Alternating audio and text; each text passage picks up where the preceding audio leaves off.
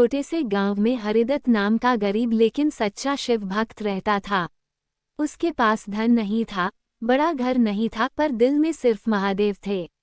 हर सुबह वह सबसे पहले उठता, टूटी सी शिवलिंग पर गंगाजल चढ़ाता और कहता, हे भोलेनाथ, आज भी जो है तुम्हारी दया से है। ट्राइडेंट साइन भक्ति की परीक्षा। समय बदला, गांव में सूखा पड़ गया, फसलें जल गईं, कुएं सूख गए और हरिदत्त की झोपड़ी भी टूटने लगी।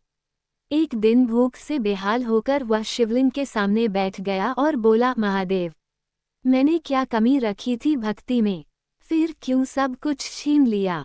उसकी आंखों में आंसू थे और आवाज में दर्द।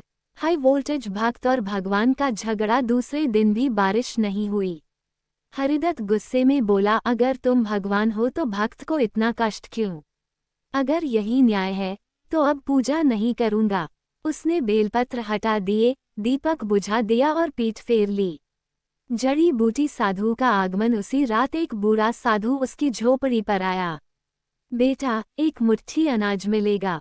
हरिदत्त ने रूखे स्वर में कहा, मेरे पास खुद कुछ नहीं, जाओ यहाँ से। साधु मुस्कुराया और बोला, जब भगवान देर करते हैं तो परीक्षा पूरी होने वाली होती है।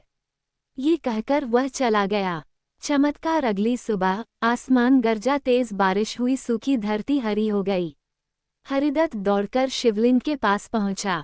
वही साधु खड़े थे। अब उनके चेहरे पर महादेव का तेज था। हरिदत्त कांपते हुए गिर पड़ा, प्रभु, मैं तो रूठ गया था। महादेव बोले, तू रूठा नहीं था भक्त, तू सच बोल रहा था। मुझे वही भक्त प्रिय है जो दुख में भी मुझसे सवाल करे। चेरी ब्लॉसम सीख। महादेव ने कहा, मैं कभी भक्त को छोड़ता नहीं, बस धैर्य की सीमा तक ले जाता हूँ। हरिदत्त की झोपड़ी मंदिर बन गई और गांव फिर से बस गया।